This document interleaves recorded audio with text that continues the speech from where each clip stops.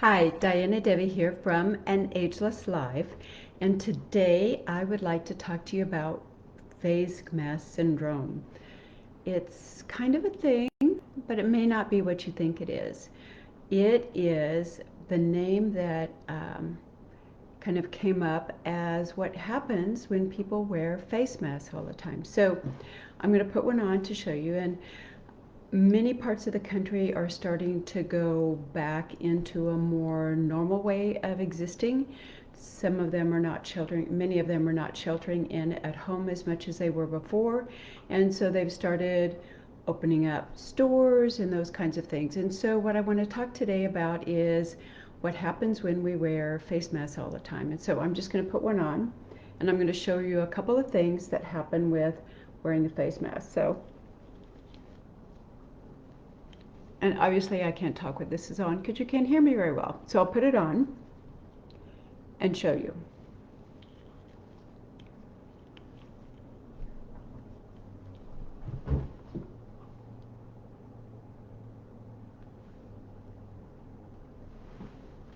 As you can see from the video, what happens is the whole head and front part of the face shifts forward.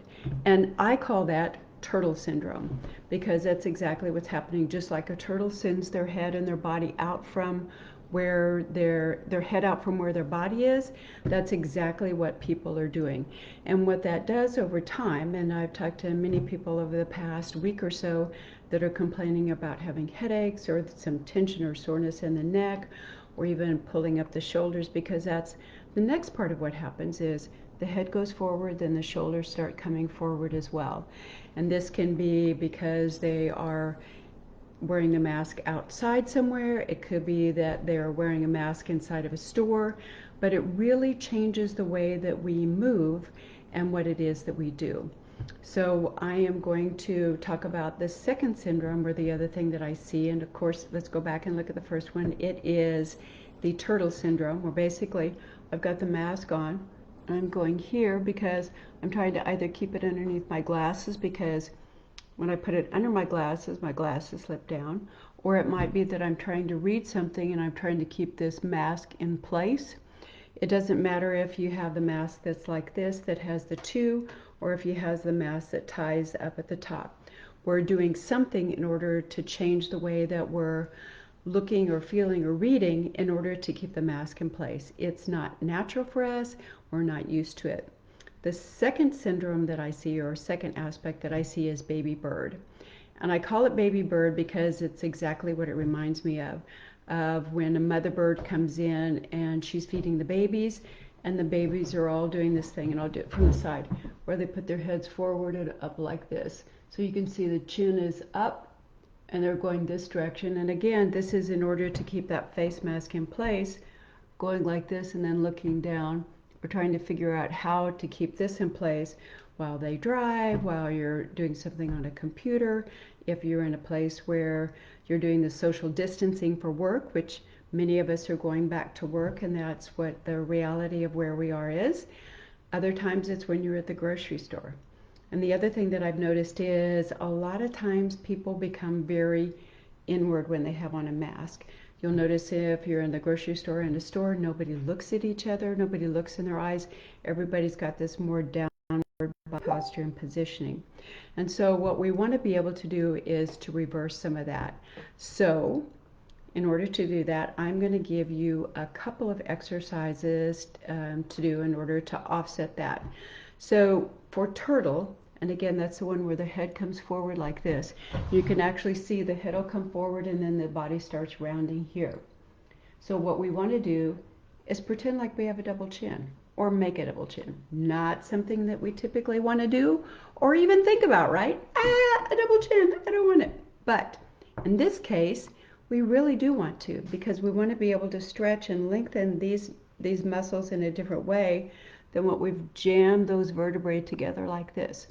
So I want you to think about pulling the chin back, but also pulling this part of your head up this direction, right? So, and if you need to, you can use your hands and kind of pull up a little bit, you know, where that bony process is back here.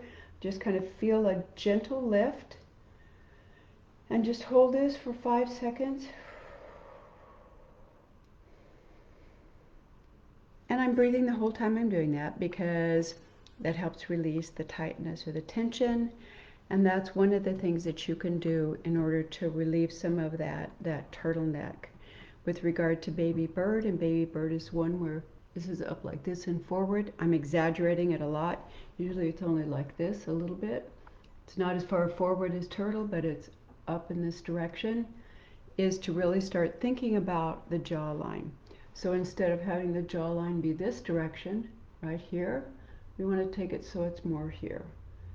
See the difference in the angle? So we're going from this to this, right? From here to here.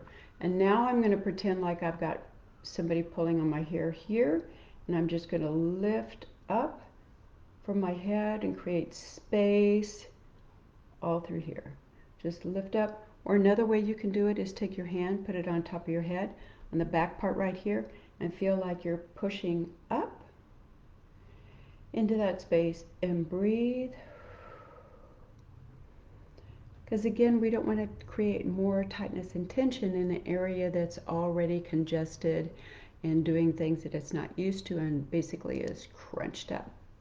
There is one exercise more that I recommend for everybody, and this is even if we're not wearing a face mask, but especially with a face mask. And again, when we're interacting with the public, we're starting to be more this direction because we don't know if somebody else is sick, we don't want to get too close to them, we don't want them to think that we're getting too close. But to do an exercise I call a chest opener, really opens up this part. I'm going to take my hands, clasp them behind my back, and then I'm just going to stretch this way. Now I'm not stretching back, I'm stretching out this direction.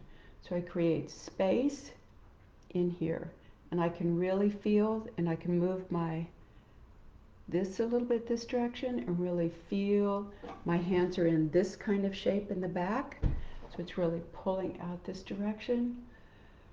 And then I can do my head with this right here and breathe.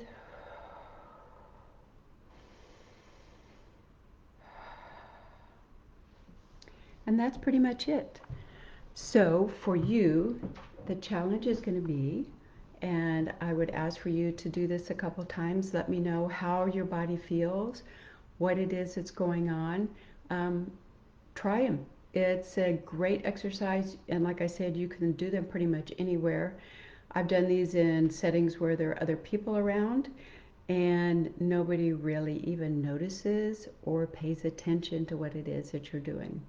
So for this week, my series is going to be about things that you can do, little stretches like this and other things to help you as we start emerging back into the workplace, or if your workplace is at home, being able to do things in your not so ergonomically designed chair and work environment, because we didn't plan on it, right? This is a surprise.